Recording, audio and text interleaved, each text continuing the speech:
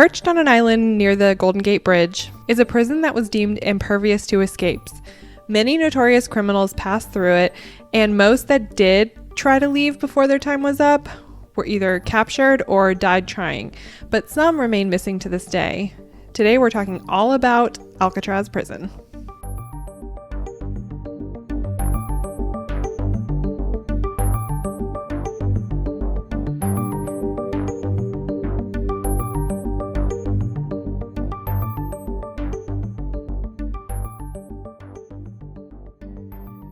Hello, listeners. Thank you for joining us once again. We are back to bring you another awesome episode. Don't forget to follow us on all the social media, Instagram, Twitter, Facebook, for information on the cases we cover, some pictures, updates on cases, and just some things that we might find interesting or funny little memes, different things like that. Definitely don't forget to check out our website.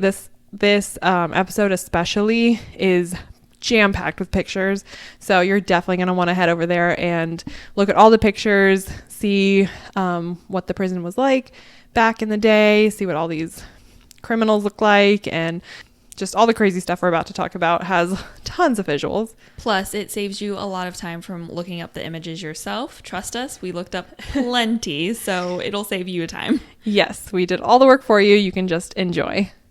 If you are listening on YouTube, don't forget to subscribe and give us a like. Subscriptions help us so much. It's a really easy, free way to help us quite a bit.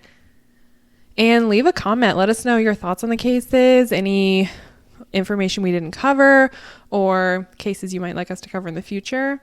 And if you do have any case suggestions, you can always head over to our website on our Contact Us section, or you can DM us on Instagram. And if you are feeling extra generous, we do have a Patreon. We have the link for that on the website, and it'll be in the show notes too. So you can head over and give us a couple bucks each month. That helps us out a lot. It's actually quite costly to have a podcast. So that helps us offset some of the costs and helps us bring you a lot of new content in the future. And hopefully soon we'll have some rewards and different things for the tiers and stuff like that. So stick around. So without further ado, let's jump into the abyss.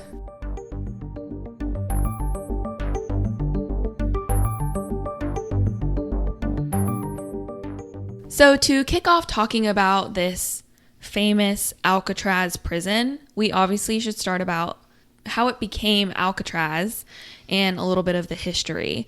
So it was built between 1910 and 1912 off the coast of San Francisco, California. Alcatraz had many names that it was given before it became a federal prison. It was considered a bird sanctuary. It was the first lighthouse on the West Coast. Alcatraz Island was meant to be a place for security and was thought to be inescapable. So they had built a fort over there called the Old Fort Alcatraz, but it was a Civil War fortress, and then it was converted to a U.S. Army military prison. And then in 1933, the Department of Justice took it over and made it a federal prison, which is what we'll be talking about today. Those are pretty much all the escapes that we'll be talking about, or attempted escapes. They intended for the inmates at other prisons to go to Alcatraz if they were constantly a problem. The first inmates that were transferred happened in August 11th, 1934, as a kind of a practice run just to see if it would hold up well, if the security was good, things like that. Obviously it worked because 53 more arrived on August 22nd, and there were still 32 prisoners left in the facility from the Army prison. They tried to keep new inmates on the down low by kind of calling them crates of furniture through the wires, by saying like crates of furniture just arrived, but it was really loads of people. There were also 4 cell blocks, A through D. Each one had kind of a different purpose. So A wasn't really used a lot, more for short-term stays. B and C blocks were a total of 336 cells, and they were kind of where most of the inmates would be. And then block D was for the worst of the worst, the ones that needed solitary confinement or to be segregated from everyone else. So that was about 36 segregation cells and 6 solitary confinements that they would call the hole. And it was really, really for misbehaving prisoners, and they would be brutally punished in this area. Back in the day, this was like back in the 30s. A normal cell size is about 9 by 5 by 7, so very, very small. Like, people have closets that size, you know, like That's probably smaller than the Kardashians' closet. You know what I mean? Like, oh, yeah. For sure. Crazy. It was pretty much just a bed, a desk, a toilet, and a sink. And they made sure to segregate everybody by race. It was back in the day, and, you know, they were really big on segregation back then. But the escapees did not care as much. They would work together and do what they could to get out, and we'll get more into that later. When inmates were being really well behaved, they would be able to work jobs like woodworking and sewing to kind of help out around the prison. And all in all, there came to 242 prisoners by June of 1935. And the numbers fluctuated for the most part between like 220 to like 300-ish. Being on an island out off the coast, off the West Coast, came with its own trials in general. There was a storm that was really bad that hit on January 10th in 1935, and it caused a landslide, and there was a bunch of damage that they had to take care of. Also, on the island, they housed prison workers' families so they could be close to them. And there were about 52 families on the island itself. They lived in apartment buildings, and they had access to bowling alleys and convenience stores, soda shops, and they were able to go to the mainland on a boat about 12 times a day. There was like a trip that would go. There was also some huge renovations that happened in 1939 to 1940 to kind of amp up the Alcatraz, make it a little bit nicer, a little bit more security precautions. They also became a big production location for cargo nets needed in World War II, so they were helping out around in different places as well. Unfortunately, this prison had a reputation for really brutal punishments, as we talked about before in like Cell Block D. They had really bad punishments because they were obviously the prison inmates that were the hardest to control. They were the ones trying to escape or causing fights or not listening. And so, as you can imagine, the police officers probably took out a lot of frustration on them, and that caused some police brutality. Some prisoners would even commit suicide, the first being Ed Wuttke. He had been involved in a drunken fight during which he stabbed a fellow Navy crew member, and so he got put into Alcatraz, and he ended up killing himself using a pencil sharpener in November of 1937. All in all, there were 8 murders, 5 suicides, and 15 other deaths that happened in Alcatraz.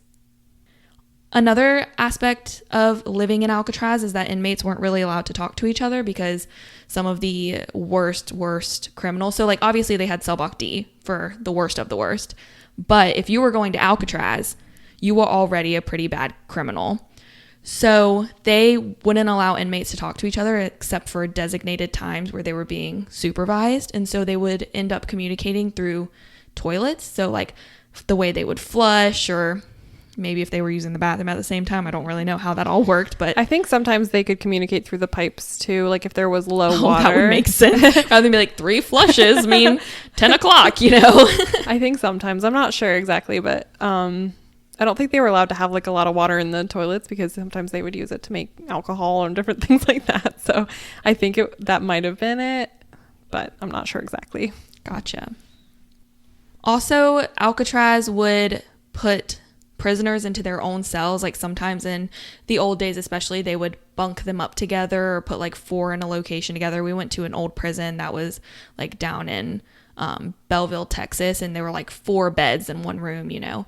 So a lot of times they would do that kind of thing, but some inmates actually liked being able to have their own cell and would even lobby to go there because they like wanted to have their own space and to have their own little cubby hole, I guess.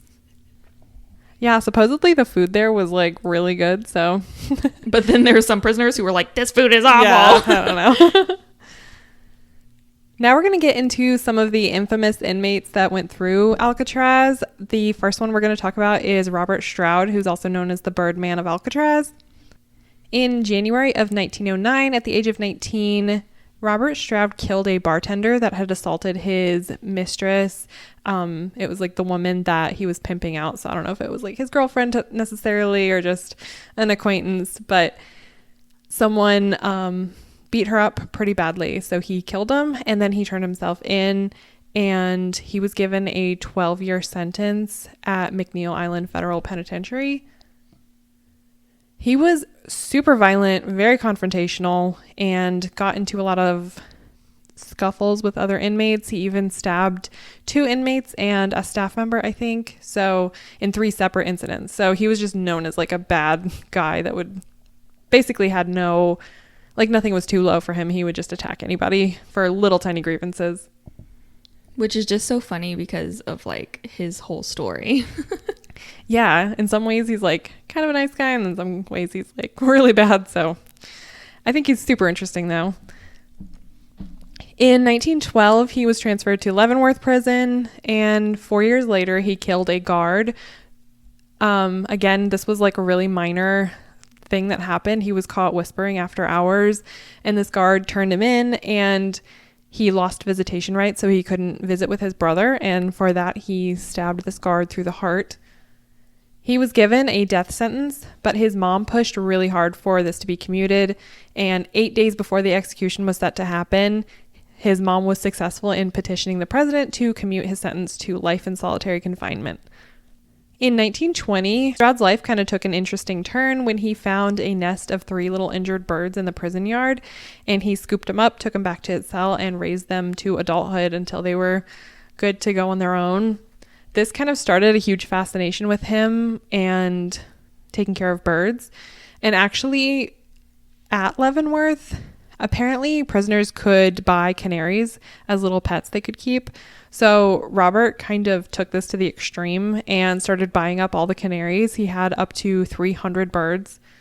And he would buy and sell to other inmates and use that money to help his mom out. He really loved these birds, and he started studying them pretty intensely. He was even given research equipment so he could study bird pathology. He wrote a book about the diseases of canaries, and someone smuggled this manuscript out of the prison so it could be published in 1933.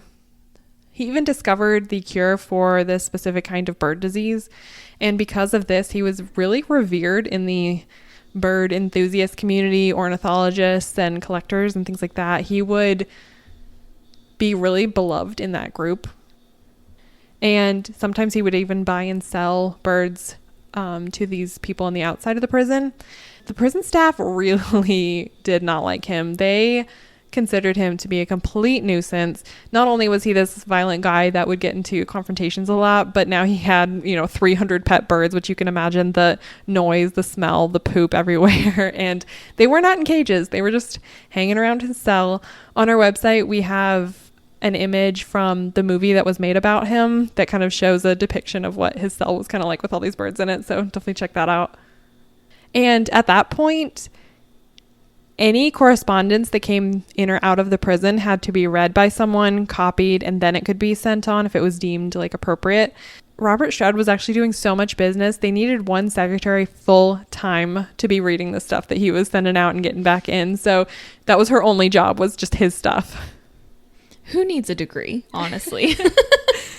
Yeah, he's the definition of self-taught and, very interesting stuff. Like I said, the birds roamed free, so the mess was another concern, and the staff there at the prison just wanted him out. They wanted to get him transferred somewhere else, so he was somebody else's problem. They did not like him at all. One of these correspondences that was coming in and out to Robert Stroud was with a bird researcher named Della Mae Jones, and she caught wind that they were trying to get all of Robert Stroud's birds taken away. She actually sent the story to a newspaper, and this basically set off this huge reaction of people that really liked Robert Stroud and his contribution to bird science. And they started this letter writing campaign. They got 50,000 signatures on a petition for him to keep these birds. And finally, the prison relented and they said, fine, you can keep the birds. They even gave him a second cell to keep the birds in, even though there was a huge overcrowding problem at Leavenworth. So while other people were, stacked together in cells, he was given this whole cell just for his birds. I think that's another reason the staff kind of hated him too, was because he kind of got his way with these things sometimes. So they would tell him, no, you can't have this anymore. And then there'd be outside pressure and they'd be like, okay, now we have to do it. So he kind of ran the show in a little bit of that way. Again, Leavenworth wardens tried to get him transferred out, but he found this loophole that said he couldn't be transferred just for willy-nilly for no reason if he was married. So he actually married Della, the woman he was writing letters to, basically just did it so he wouldn't be able to be transferred out. It was like a convenience thing. But even though the marriage wasn't really a real marriage for, the typical reasons, it made his mom so mad for some reason. And she stopped advocating for him. She started actually arguing against him that he should not get parole. And she never spoke to him again after this. So that was just kind of a wild reaction to that. I'm sure there was more brewing under the surface there, but that seems a little crazy. In 1942, it was discovered that he had actually been using that research equipment to make alcohol, and this was the final straw that allowed him to be transferred out of Leavenworth and to Alcatraz. And at Alcatraz, he was not allowed to keep any birds. He wasn't allowed to do any research on the birds. So that kind of took away his great love in life. And he switched over to researching the penal system and even wrote a book about that eventually. So he needed something to focus on. During the Battle of Alcatraz, which we'll talk about a little bit later, he was not directly involved. He actually tried to help end the situation. And he climbed down into the D block that we talked about and tried to close the doors to protect some unarmed men. So when we talk about that, you can kind of picture him actually helping out for some reason. He died in November of 1963 at the age of 73, and you might know him from the book that was written about him or the movie in which Stroud was played by Burt Lancaster, both called Birdman of Alcatraz, even though it should have more been the Birdman of Leavenworth, but I guess that doesn't have the quite the same ring to it. Inmates that actually knew Stroud said that this depiction of him in the movie was so far off and that he was actually such a more horrible person than they depict in the movie, that the Burt Lancaster's representation of him sort of showed him as this nice guy when he was really just super violent and awful. One of them even said, quote, "Burt Lancaster owes us all an apology," end quote. So yeah, it's even though he seems like a cool guy, I mean, all these people are in prison for a reason, And yeah, Alcatraz specifically for a reason. He definitely shows that he can be compassionate to these little birds and very smart, very interested in this one thing, but then also be very violent and awful to pretty much all the people in his life. The next famous gangster that was located at Alcatraz was Machine Gun Kelly, not a rapper, but the actual gangster who he took the name from. And he was considered one of the most famous gangsters of the Prohibition era. He grew up in Memphis, Tennessee, from a really wealthy family, was well off, a traditional household. He didn't have any weird or eventful childhood. He just kind of grew up like everybody else. But when he went to college, he wasn't doing very good in school. So he ended up, I guess, kind of dropping out in a way. And he got his girlfriend pregnant, so then he started working as a cab driver to try to make money so he could support her and the kid. And it just wasn't enough. So Prohibition was a thing going on at this time. So he started working as a bootlegger and became a small-time gangster. He got a little bit into the underground stuff and got arrested for illegal trafficking multiple times. And then he just really dove into it and became known for his business underground. Eventually, he moved away from Memphis, where he was raised, and ended up changing his name, which was initially, I think it was George Kelly Barnes, and he changed it to George R. Kelly because he wanted to preserve his family's reputation and didn't want them to be impacted by the actions he was taking in life. When George moved away from Memphis, he ended up meeting his new wife, Catherine, who had come from a family of outlaws, and she was also suspected of murdering her second husband. So quite the keeper. And George and Catherine just became inseparable. They always say to date someone who shares the same interests as you, right? George's crimes, though, just skyrocketed after their marriage because she was kind of an instigator to a lot of things. She was leading him to start robbing banks. She also pressured him to start using a machine gun and practicing with it that she had bought. She went and purchased a machine gun for him. And then she would take these cartridges from where he was doing target practice and go to underground bars and be like, yeah, here's your souvenir from Machine Gun Kelly, you know? And that's kind of how his name came around, Machine Gun Kelly. She wasn't necessarily like noticed for making it. Like, they don't say like she made the name, but that's the first time the name is mentioned, is like her telling people that he's Machine Gun Kelly. She really sounds like the mastermind to his whole image and life, pretty much. As all women are. But basically, he got caught and sent to Alcatraz when he kidnapped a wealthy oil tycoon, Charles Urschel, and held him hostage for $200,000 worth of ransom money. Once they got the money, Catherine and George just started state hopping to outrun the police. They ended up changing their physical appearance. I'm pretty sure they like went to Chicago to blend in with all the people. They dyed their hair, everything.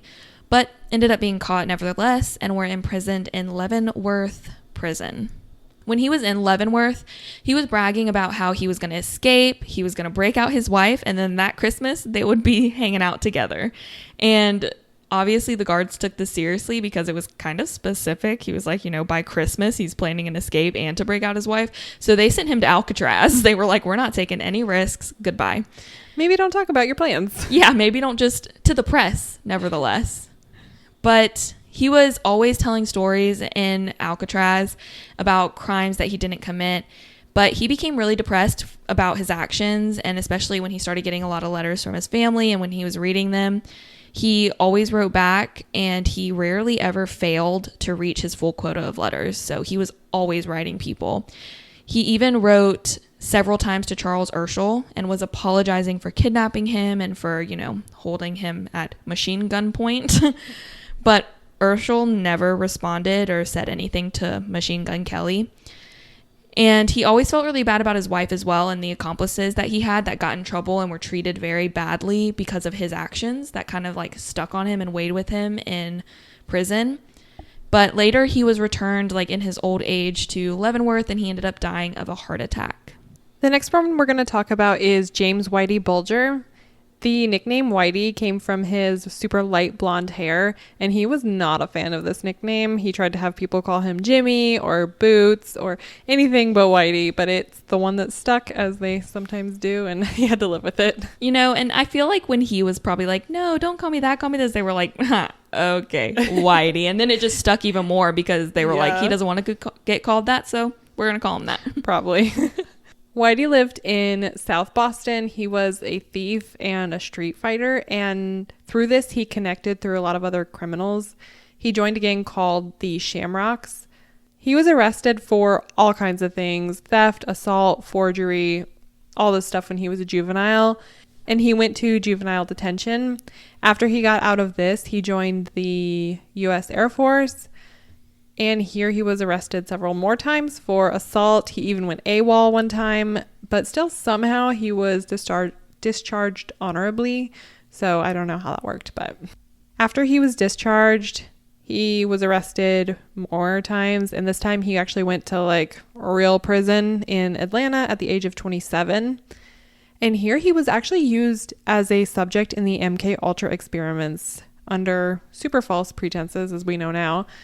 The guise was that they were trying to find a cure for schizophrenia, but obviously from everything that's come out, we know that they were trying to find a way of mind control. So Whitey Bulger and all of the other participants were given hallucinogenic drugs, LSD, all kinds of terrible stuff in high doses. And that's just a whole other can of worms. Maybe we'll do like a whole episode on MK Ultra and all the CIA scandals and stuff. That'd be pretty cool. But for now, we'll just leave it at that. Whitey wrote in journals about how horrific this experience was and how he had really lasting effects from all of the drugs that were pumped into him. He had night terrors, he heard voices, he had PTSD from the LSD experience, and he was just really messed up from this, as pretty much everyone involved in that experiment was. Not to mention the fact that they had all been lied to about what the experiment was and what was going to happen during it. So they were not prepared in any way for it. Whitey was transferred to Alcatraz for a while, and then he was transferred a couple other places and ended up getting parole in 1965 at the age of 36. He actually spent the next 46 years out of prison, but this does not mean that he was not committing crimes. He worked a bunch of jobs and landed as a loan shark for Donald Killeen, who was the leader of the Killeen's gang in Boston. In the early 70s, there was this gang war between the Killeen's and the Mullins gangs. Whitey went to murder one of the Mullins, but accidentally got the wrong guy, which he went back to his mentor and he was like, hey, I accidentally got the wrong guy. And he was like, well, he would have died of lung cancer anyway because he smokes, so it's fine. So they didn't really care that he had accidentally got an innocent guy. But this resulted in the Mullins gang actually killing Whitey's mentor as retaliation because they thought that he was the one that had killed their member. Whitey saw this war as one that the Killings were not going to win, so he snuck over to the Winter Hill gang and offered Howie Winter, who was the leader, that he would kill one of the Killeen leaders just to end the war. Shortly after this, Donald Killeen was killed, but it's unclear if this was actually Whitey or the Mullins. There's like some debate over who actually killed him. To end the gang war, eventually the Killings and the Mullins met for a mediation with Howie Winter as the mediator, and the two gangs decided to actually merge into one and sort of join the Winter Hill gang under Howie Winter. And after this, Whitey really worked his way up to be the person sort of whispering in Howie Winter's ear and telling him who to kill, and basically he just went after anybody that wasn't in line, like doing exactly what they wanted him to. They would put out a hit on this person. Meanwhile, Whitey Bulger was also doing other horrible things. He burned down a school and he threw a Molotov cocktail into JFK's birthplace because he opposed desegregation of schools. So he was trying to scare officials into not supporting it. The FBI actually tried to get him to be an informant, but he wasn't having it at first for at least a few years before they finally convinced him, which was likely an ultimatum situation where they were like, either you can go to prison or you can help us. And finally he decided to help them. But this actually ended up helping himself quite a bit because he took over the Winter Hill gang with another man named Flemmy. And they just used the FBI at their will to take out opposing gangs. So if they didn't like somebody, they would tell the FBI what they were doing and then they'd be gone. Whitey was pretty uncooperative, and there was a lot of stuff that happened with him, shady stuff with the FBI, and whole other story there that I won't go too hard into. Maybe another future episode, or if you want to do more research on it, we have some good links that can lead you to more information, or it's pretty easy to find. I mean, he's a pretty famous person, so you can kind of see all the stuff that happened with the FBI and the misconduct and just crazy stuff happening.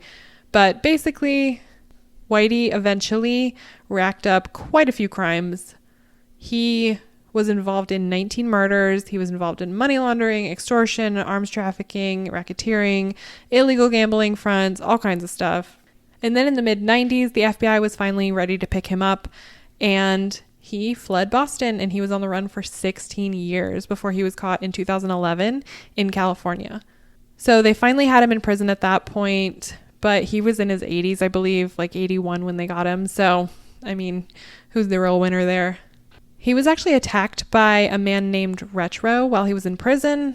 Retro stabbed him through the skull and he had to be in the hospital for a month. Retro didn't have any reason to attack Whitey specifically. He was just trying to get into solitary confinement, so he attacked someone brutally just so he could go somewhere. So Whitey was just kind of unlucky being the one that he chose. And on October 30th of 2018, so just a few years ago, Whitey was beaten to death by some other inmates. He was beaten with, they put padlocks in socks and beat him with that. They also cut out his eyes and his tongue. So that kind of feels like a message to me. And they think that it was a possible hit, but they don't really know exactly who may have orchestrated it or called for this murder. But he came to a pretty violent end. Another really big gangster who was at this Alcatraz Prison, which is one that you guys all know as Al Capone. He was an immigrant to New York City and ended up quitting school after the 6th grade to join a small street gang that was ran by Johnny Torrio. And in this small street gang was also Lucky Luciano, which, if you don't know, Lucky Luciano becomes his own big crime boss later. As Prohibition was getting started, he ended up getting involved with some of the illegal brewing and selling, and Johnny Torrio went over to Chicago and basically took over the head of a mob.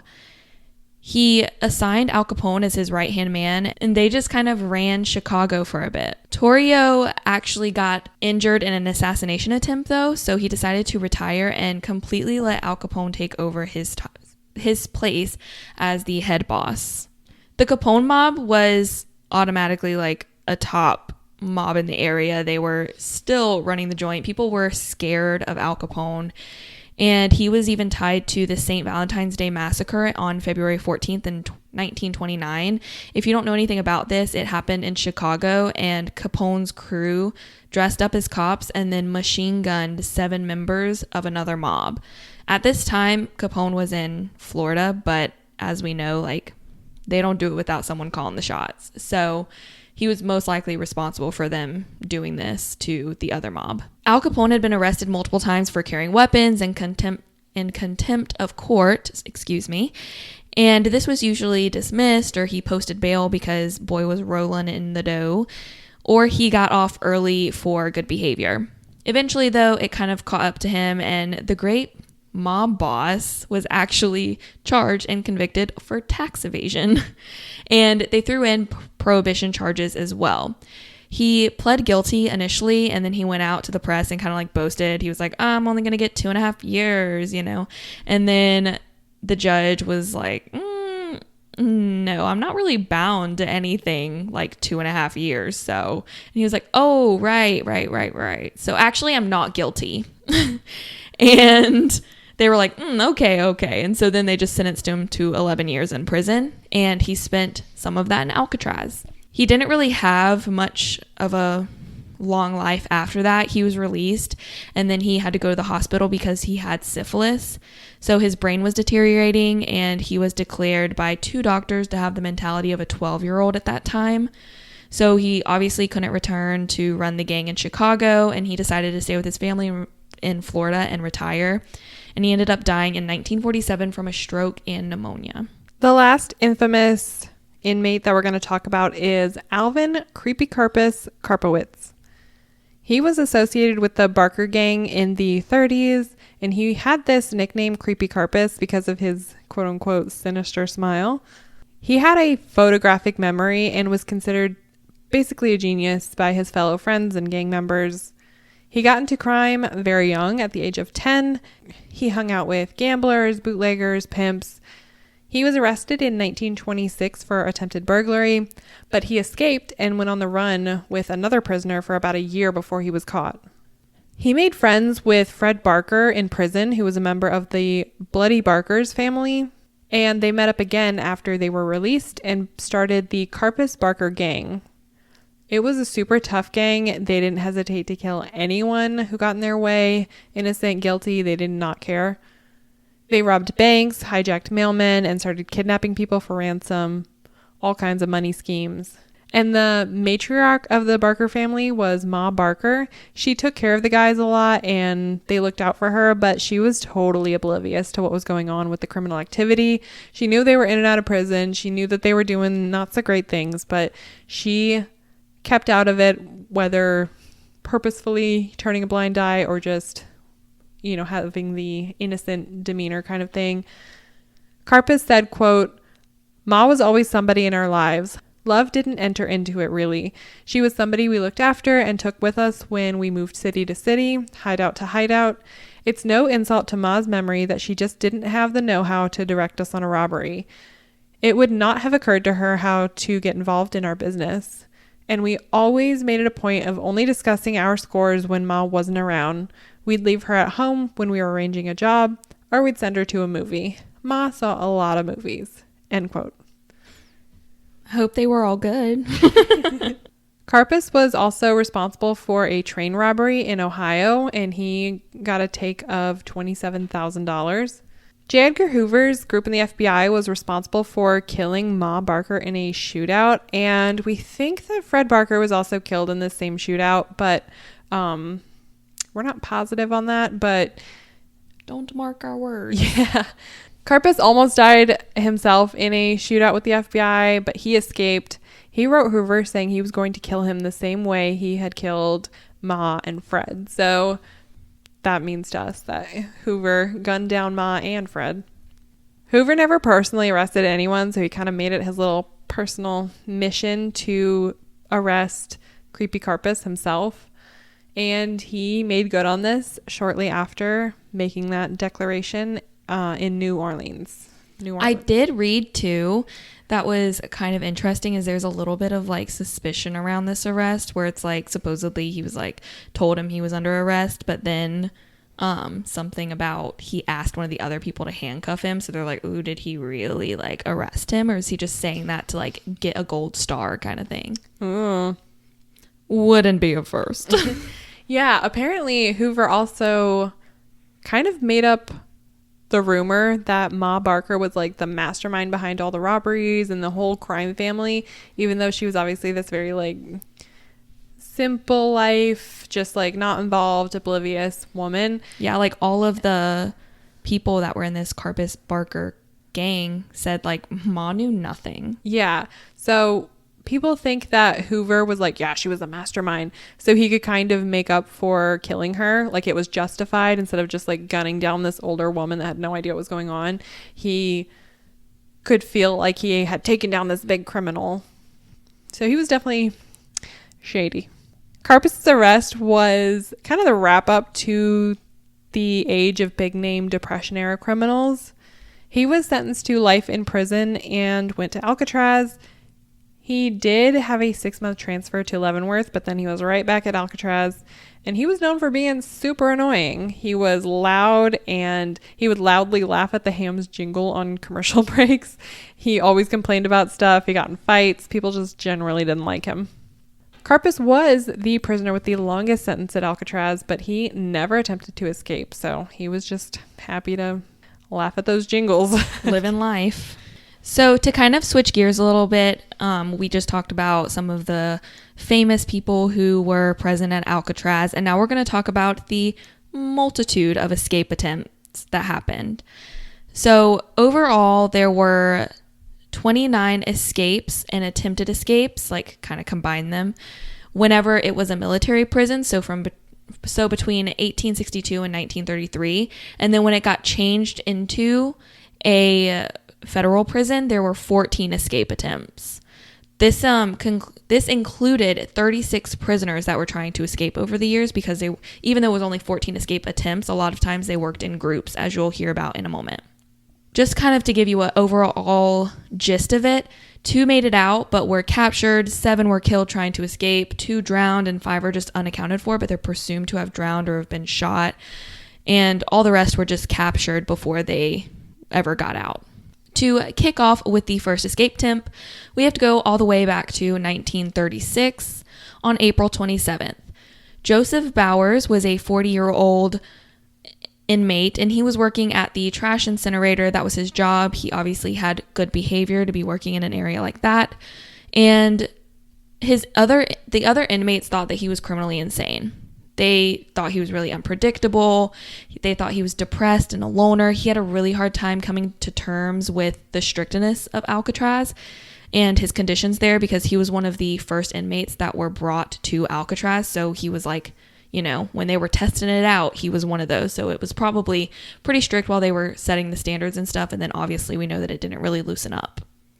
Every day there was a signal for inmates to return to their cells and prep for lunch, and one day it went off on April 27th, and Bowers ran for it. He went to the fence and was attempting to jump it. He got shot as he ran, but he ended up making it all the way to the fence and scaling it, and then he was shot again before toppling over and falling off of a 60-foot cliff. E.F. Chandler, who was the shooter, said, quote, Bowers was over the deadline. He knew what he was doing, and I couldn't go get him without wings, end quote. So that just kind of shows that, like, there was probably a distance. I'm pretty sure a lot of these Army guards were on roofs or on, like, you know, tall towers or things like that. So it wasn't just like he was chilling on the ground and could have, like, ran over to the gate and grabbed the guy. Another correctional officer made a statement and said that, quote, regardless of what Bowers' intent was, whether to escape, feed a bird, or collect garbage, when he was finally struck by a bullet, he fell over the fence and into the side of freedom. Where he fell says it all, end quote. So a lot of speculation is behind this escapee. They think that maybe he was trying to escape, but since he did it in broad daylight, he was just like ran over. Like, obviously everyone was looking at them and trying to get the prisons in, and he had been depressed for so long and was unhappy there that maybe it was also a suicide attempt. Like, he knew he was going to get shot and killed. So it could, you know, be taken either way, whichever one you may think happened for whichever reason. The second attempt came on December 16th, 1937, and involved two inmates, Theodore Cole and Ralph Rowe. They worked in the tire shop, and they escaped out of a hole that they had cut on a foggy day, which fog factors into a lot of these. They had been cutting this hole slowly for a long time, so they'd cut just like a little bit each day and then cover the cut marks with shoe polish so it looked all pristine. Eventually, they cut enough that they could get out. They escaped between 12:50 and 1:30 because those were the two head counts, so they were there at 12:50, gone at 1:30. The island was searched, and all the hiding spots were even hit with tear gas, but they couldn't find them at all. The currents are super strong around the island, so they just assumed that they drowned. But they still searched the surrounding towns just to make sure, but never found them, never found their bodies. There were reports in the Seminole and the San Francisco Chronicle that two men were hijacking cars through Oklahoma and that they matched the description of these two men. And they even said that these two ended up in South America, but this was never confirmed at all. So we have no idea if they really made it or if they died in the water that night. Either way, the prison really wanted to push that they had died because they kind of made Alcatraz look a little bit of a joke. They had always touted it as this inescapable prison, and here we are, two people that were completely unaccounted for. So they really wanted everyone to be like, nope, they just died, it's fine. For the third attempt, it happened on May 23rd in 1938 with Rufus Franklin, Thomas R. Limerick, and James C. Lucas. Just a little tidbit of information for you. Lucas actually had stabbed Al Capone a couple years back with shears before this point. So it's kind of interesting little side note. He probably got a little bit of cred in the prison. But the three of them started one day towards the factory building around 2 p.m. with a hammer, pieces of iron, and lead weights. I have no idea how they got these, probably from their work day or whatever, but I don't know why they would give prisoners access to this, but they did.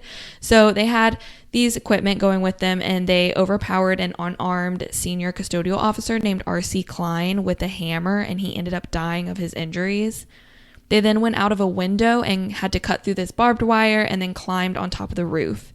When they got up there, they saw that there was a guard on watch, and he was kind of blocked by this shatterproof glass. So they started chucking the lead weights and iron pieces at him, and none of it went through except for one lead weight, and it hit him on the leg and injured him.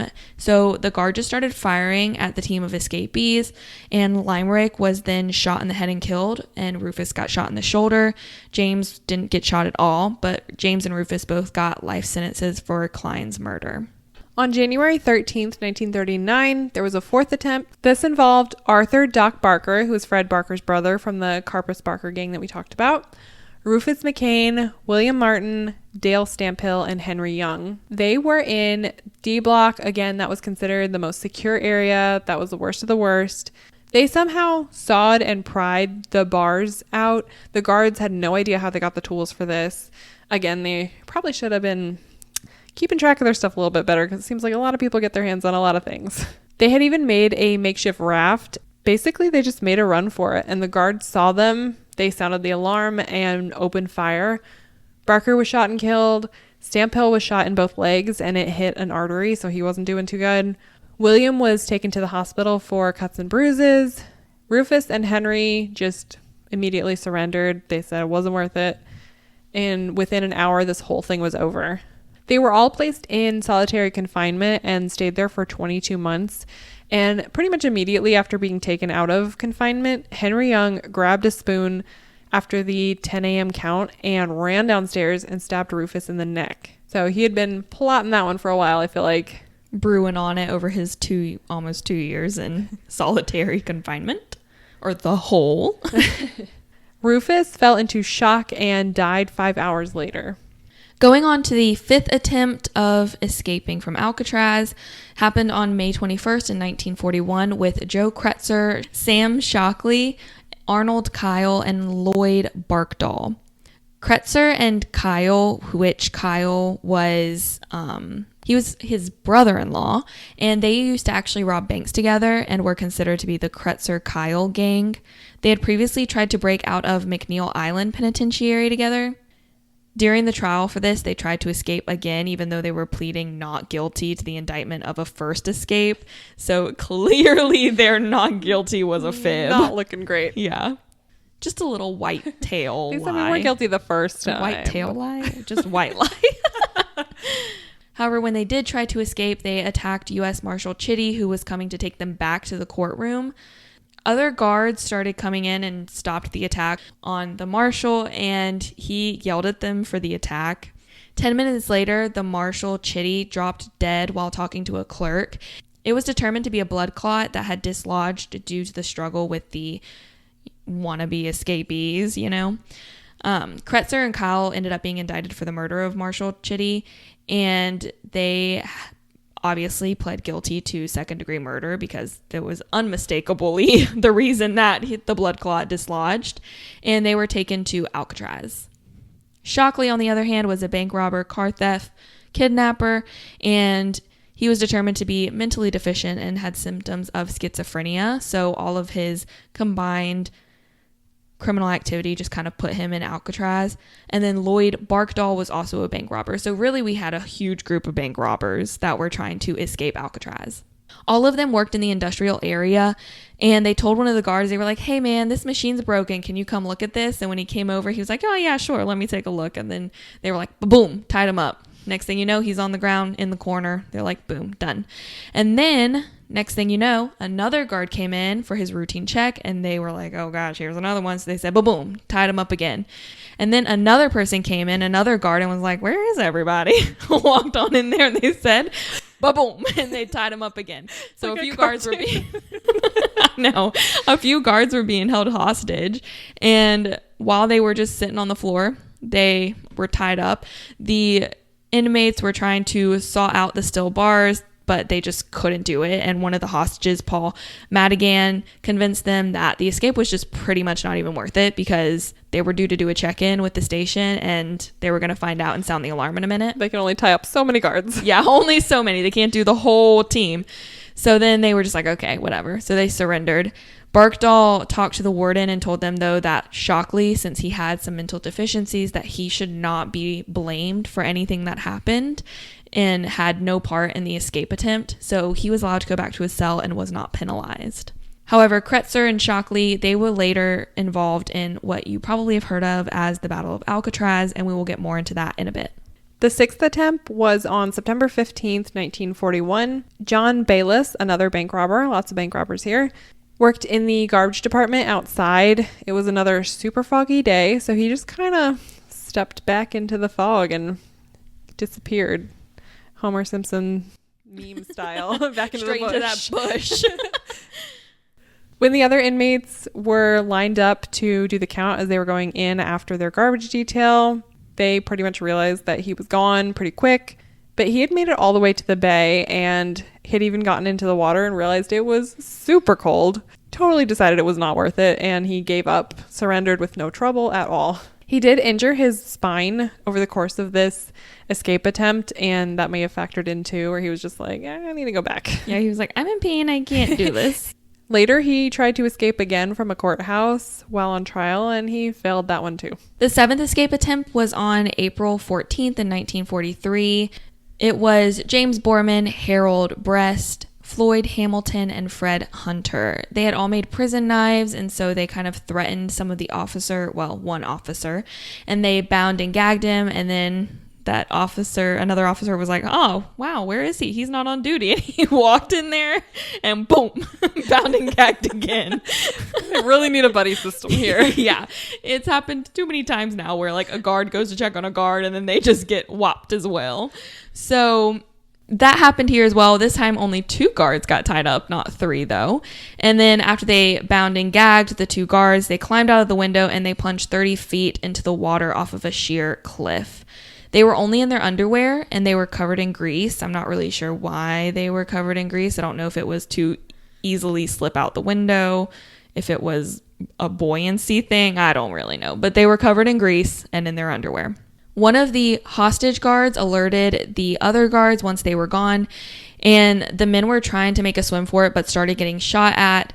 Hunter and Brest were caught. Hunter had hid in a cave, and the police came up and told him, like, Hunter, we know you're in there. You need to come out. And he was like, no. And then they fired a pistol into the cave and he was like, okay. And so he came out.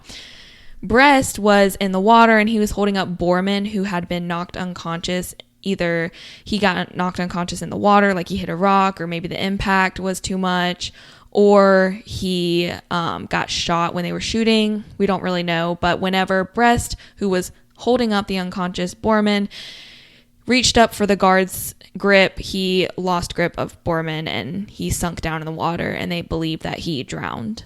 However, they went and obviously looked for him because he was an inmate, but the body was never found. Hamilton, on the other hand, was thought to have drowned out in the water, but he had actually been hiding in the same cave as Hunter, and Hunter was like not ratting him out. So he hid there for a few days, and then he left the cave, climbed back up the cliff and into the window that he had actually escaped from, which, by the way, awful security if someone can crawl in the window and out the window. Like, I don't understand that. But then he said, oh, here's a pile of materials, which he was probably cold because he was in his underwear for 3 days outside in a cave by the water. But he decided to crawl up underneath this pile of material, I guess to hide. And when the officers came to search the little area where they had escaped to make sure that it didn't happen again, they were like, oh, there's Hamilton. What's going on? And he was like, I was here hi. The whole time. Yeah, I never left. The 8th attempt on August 7th, 1941 was pretty short and sweet. It was just one man, Huron Terrible Ted Walters. He had a lengthy criminal history: bank robbery, auto theft, escapes, assault, kidnapping. He was even caught for chicken theft. He worked laundry detail. He basically just saw an open door and was like, sure. And he walked out of it and down to the beach. Pretty much immediately, they figured out he was gone. Sounded the alarm, immediately caught him. Not really a big fuss there. But after his release, he was pulled over. He pulled a gun on the cop and died in a shootout between him and the cops. So there's that. The 9th one is also pretty short and sweet. It happened on July 31st in 1945 with a man named John Giles. He worked on the loading dock doing unloading of laundry, and piece by piece he just stole a whole like Army's uniform. Not Army's uniform, but like one uniform from the Army. All of them. So he put on this uniform and he walked onto the boat and just pretended like he actually belonged. Confidence can take you a long way. That's all I have to say. And he thought he was going to be going to San Francisco on this boat, but he actually ended up going to Angel Island. And if you look on our website, Angel Island is literally like right next door to Alcatraz. So not on the San Francisco coastline. I mean, well, on the coastline, not on San Francisco though. So he was kind of let down by that fact, but he was talking to other passengers on the boat about how he was just this lineman who worked on the cable, when they pretty much knew immediately after undocking the boat and pulling away that he shouldn't have been there and he was a prisoner, because they counted everyone and they had one extra. And then they also were notified from the Alcatraz dock that they were missing someone. So it was pretty quickly discovered, and they had someone from Alcatraz, a correctional officer, go out to Angel Island, and he was waiting right there for when the boat pulled up and was taken straight back to Alcatraz. Pretty quick trip. Sure, that was a disappointing one. Yeah, he was probably like, I got away with it. You win some, you lose some. The 10th attempt is the Battle of Alcatraz that we've mentioned a couple of times, and it actually took place over a few days, May 2nd through the 4th of 1946. It involved 6 prisoners, Bernard Coy, Joseph Kretzer again, Sam Shockley again, and then Clarence Carnes, Marvin Hubbard, and Mirren Thompson. They pretty much brute force overpowered a guard and broke into the weapons room to steal a bunch of weapons. They made another guard give them the keys so they could get outside and escape by boat. But this guard was kind of crafty, and he took the key that they needed to the outside door and hid it, and then gave them the rest of the keys. So they were trying all these keys in the doors, and the locks were actually made so that if the wrong keys were tried, it would jam the lock. So they were kind of SOL from both fronts. When they couldn't get out, they took the guards as hostages, and Kretzer then just shot them both point blank, killing them both. Shockley, Thompson, and Carnes decided they were checking out at this point. They didn't want to be involved anymore, so they went back to their cells. And this is also the time that we mentioned the Robert Stroud. He dropped down into cell D. He literally climbed down the wall into cell block D and tried to close the door to protect some unarmed men because other inmates were using this to kind of get riled up, and it was just a whole mess. The U.S. Marines were called in, and they killed the remaining 3, Coy, Kretzer, and Hubbard. A total of 5 dead were left from this and 17 injured. Shockley and Thompson were sentenced to the gas chamber and died in 1948. Many were super surprised that Shockley got the death penalty for this because of his mental illness and his mental acuity being so low. They thought that he really shouldn't be punished for this. He kind of just went along with things, I think. But he basically just accepted it and didn't ever try to fight it, didn't try to appeal it, just went down. Carnes was given a life sentence because he was pretty young. I think he was like 19 at this time, so he was just given a life sentence instead of the death penalty. The 11th escape attempt was for Floyd P. Wilson on July 23rd in 1956. He was transferred to Alcatraz as an escape risk and was considered antisocial. They were pretty much thought that he was just sitting there plotting an escape in his cell because they were like, he's so antisocial, he's just hanging out in there, like he must be scheming. But he was like, the other inmates are threatening me, so I just want to read. So he just sat in his little cell and was reading, but they definitely were keeping an eye on him because they thought that he, as an escape risk, was planning something, and they weren't wrong. On July 23rd, he was working at the docks, and the counts were performed every 10 minutes due to how close they were to the water and the boats, a lot of risk for, runaways. And he was there at 3:40 and gone at 3:50. So he definitely took his little time slot shot and went for it. It became an 11-hour search, and finally they found him in a depressed area of rock. He was going to build a raft and try to get to the mainland, but he was captured and just returned to prison. He ended up being released in 1971 and just lived a quiet life for the next 3 years until he died, that we know of. He might not have lived a quiet life, but we don't really know. Supposedly he did. On September 29th, 1958, there was a 12th attempt at escape. Aaron Walter Burgett and Clyde Johnson were working on garbage removal outside on another foggy day. They were both robbers. Burgett had robbed a post office, and he had tried to escape when he was at Leavenworth, but didn't make it. Johnson was a bank robber, and he had escaped when he was in Miami, so that's how they ended up at Alcatraz. So on that afternoon, foggy day, working garbage removal outside, they went up to a guard and showed him a knife that they had made, subdued him, and tied him to a tree. Another inmate said that there was a boat waiting in the haze in the water. They couldn't really see it super well, but they thought there was a boat there, but this was unconfirmed. When the other guards realized that Burgett and Johnson and the guard were nowhere to be found, they went and looked for them, found the guard tied to a tree, and basically looked over to the water and saw Johnson trying to make a swim for it, but he didn't get that far. Burgett, on the other hand, had vanished. They couldn't find him anywhere. They looked for 10 days and couldn't find him. But about 2 weeks after he disappeared, his body was found floating really near the island, so it's thought that he just drowned pretty quickly. He had tied wood pieces to his feet to use as flippers and had tried to use plastic bags that had air in them as floating devices, little like water wingies, but didn't really work too well. The 13th escape attempt was one that is probably the most well known, I would think, from the Alcatraz, and it's the one that you see the documentaries on. And it happened on June 11th in 1962 with Clarence Anglin, his brother John William Anglin, and Frank Lee Morris. Alan West, who was a prisoner at Alcatraz, may have also been involved and maybe even orchestrated it, but if he did, you'll understand why he's not really as relevant as the others.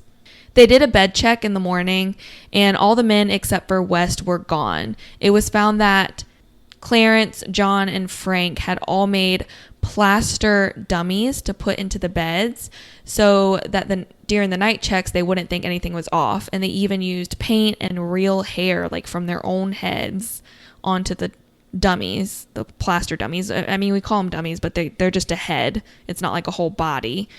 And that way, if, the people were walking by at night, it just looked like an actual head. All of the other prisoners pretty much knew about what was going on, which I think is really interesting, and they just kept quiet. We keep seeing that a lot during this, is like they kind of stick together, Solidarity. The police went pretty hard into this investigation. All of the men had tried to escape from previous prisons, and so they knew that this was a serious attempt and that they needed to try and find these guys. Investigators were able to find some papers and a rudimentary oar and a homemade life vest.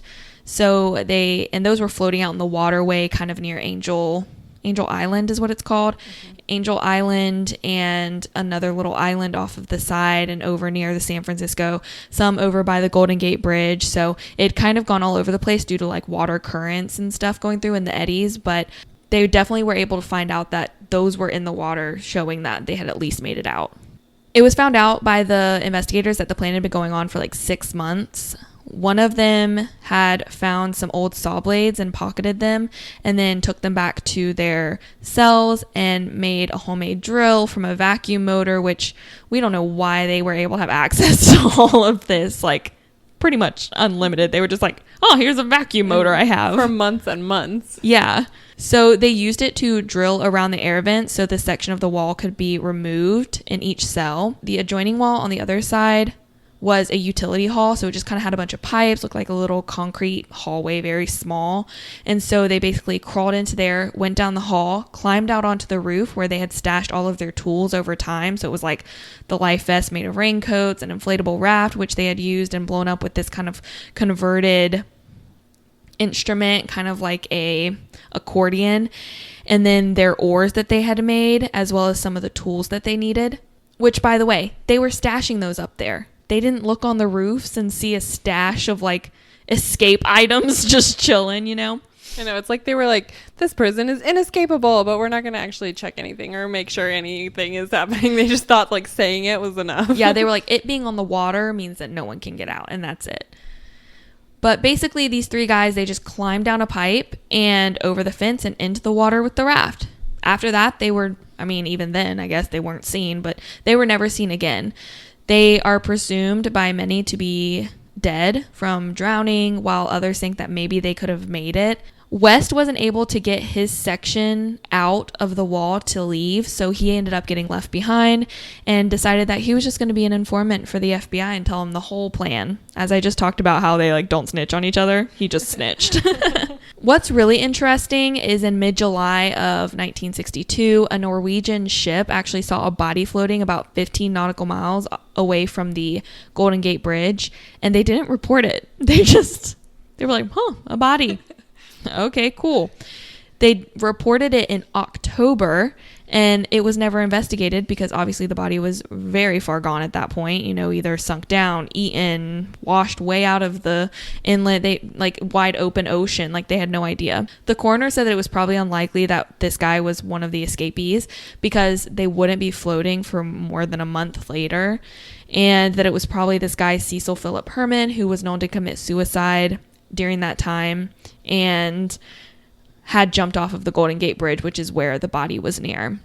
A lot of other people disagreed, though, and said that it probably was one of the men, but I don't know how you can disagree with science like that. So Yeah, they're basically saying like the body could have floated there for months and no one else saw it except for one ship. Yeah. Yeah. Doesn't really make sense, but personally, I think that it's possible that the guys could have gotten to the Golden Gate Bridge. I know that they were targeting for Angel Island, but with the currents and stuff, if they were getting pulled and you see an opportunity and you're drifting towards the Golden Gate Bridge, you know, they had life vests. No one knows how well they worked, but you could just like bundle up, float, you know, and go all the way over there and just let the tides take you. Yeah, I think this was the subject of a Mythbusters episode that I believe they determined that it was possible that this could have happened.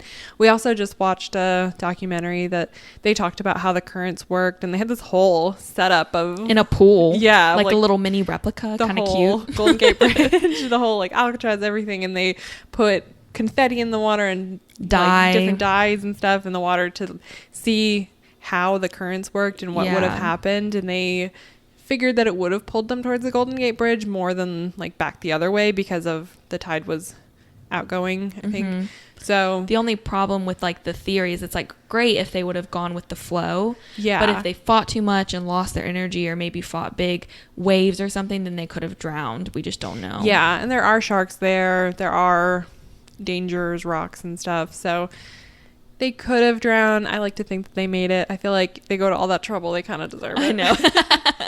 Yeah. Not everyone gets to say they broke out of Alcatraz. Yeah. But a lot of people get to say that they tried.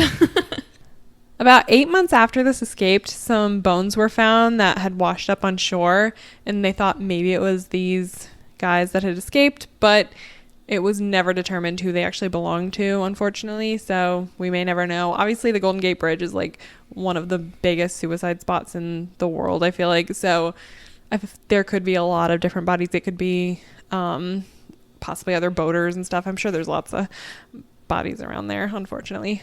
A lot of you probably have heard of the movie Escape from Alcatraz, which was a Clint Eastwood movie. Good old Eastwood. And it was all about this. I have not seen it, but I really want to.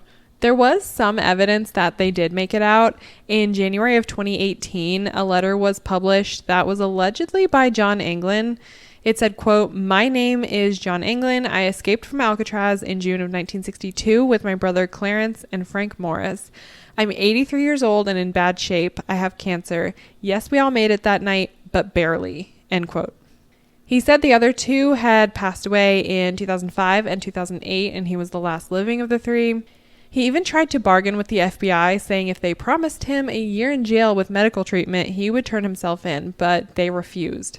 Yeah, part of me feels like, I mean, sure, it could be him, and obviously we all like to think maybe he did get out and, you know, stuff like that. But at the same time, how easy would it be for someone to be like, yes, I'm him, and I can't pay for my medical treatment, so I'll just tell them that I'm him, and then they'll take me in, and I can live in prison and get free medical treatment, you know? Yeah, and I feel like it could have been... Like, I kind of understand every aspect of it. It's like, it could have been a hoax and he was just trying to get treatment. But it was also easily verifiable if it was him. Yeah. So maybe he knew that it would be easily verifiable that he was the right guy. Maybe he didn't think about it at all if it was a hoax. Maybe he was just like, oh, they'll believe me. I'm an old man. I know. But you've definitely seen people before, though, where they like don't account for those kind of things. They're Absolutely. just like, oh my gosh, I'm going to do it. And they'll never know. And then you're like, how are they going to know? Yeah, they're going to know. Exactly. So I could see it either way in that. But from the FBI's perspective, I feel like, I mean, he's old, so I guess he's not really a priority anymore. But just they didn't do enough. Yeah, they didn't investigate it at all. I would have, just for curiosity's sake, done it. But I feel like they really did not want to open that back up. They didn't want it back in the public eye that they had messed up that bad. And yeah, they don't want it to be confirmed that they actually escaped, and that for years and years and years they've been just living in public and they never were caught. Yeah, exactly. They don't want to admit any of that. The letter had been sent to the San Francisco Police Department in 2013 and was only published in 2018. The FBI tried to analyze it for like DNA and fingerprints and stuff, but their testing was inconclusive, and that's basically all they did, and they just dropped it after that. There was also an alleged picture of the brothers in Brazil 13 years after the escape that kind of lent some evidence to thinking that maybe they did really make it out. I think recently someone did some facial matching software or something, and I don't know how accurate it is, but I believe they figured that it could be the same guys. So yeah, it's kind of hard because like in the picture they have sunglasses and they have like beards and long hair, and that's it was like, way different from what they look like. And 13 years later, like age a lot and stuff. So it's hard to say, but there's a little bit of hope there. Strangely, the England's grandmother got roses from a mystery person for a few years, starting right after the escape, and then like for a few years after that. So I think they kind of figured that it may have been these guys kind of thanking them. The families really pulled together and put some money together for this escape and stuff. So it may have been like a little thank you, or just like, I'm thinking of you, and like, or that maybe that was their signal that they made it out, but they don't really know who sent them. So it could have been someone else. We don't know. Another strange piece to it was there were sightings of a boat that night, like a smaller white boat in the water, but they couldn't see who was in it, who was driving it, or anything. There was a man named John Leroy Kelly, and on his deathbed, he admitted to a nurse that he helped the 3 men escape Alcatraz. He said he drove the boat that night and took the men to safety, but he said he then killed the 3 so he could keep all the money that had been gathered for their new lives after the escape. I think it was about $40,000. So he said he killed them so he could take that. And he said he was full of guilt for the rest of his life, so that's why he confessed. He even said where he buried the bodies, but when the police investigated it, they couldn't find any trace of them. So we don't know if that was true or some delusion, maybe he dreamed it. I don't know how he was doing on his deathbed, if he was like really sick and delirious or if he was like fully there. I don't know, but they couldn't find any evidence. So pretty much remains a mystery. But again, the FBI wholeheartedly maintains that they died that night. Of course. The last escape attempt was on December 16th in 1962, and it was with Darrell Lee Parker and John Paul Scott. They were able to open the bars of a window in the kitchen and climb out, and they headed towards the western end of the island.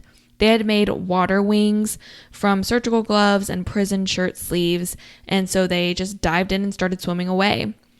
Parker was caught about 25 minutes later. He was 100 yards away, so he got a pretty good distance, but he was clinging to a rock referred to as Little Alcatraz, so he was obviously caught and taken back into Alcatraz.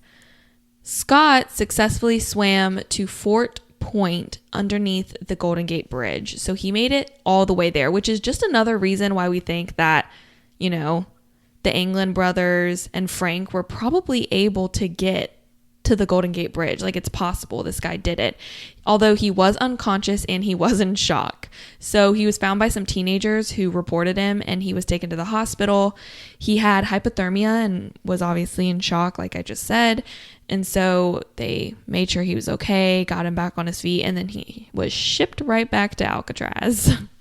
Alcatraz obviously no longer functions as a prison. It was closed in March of 1963, and it's now a historical site. It was a huge undertaking to rehabilitate and preserve the site. It was really falling apart after it was a prison. That was one of the reasons they closed it.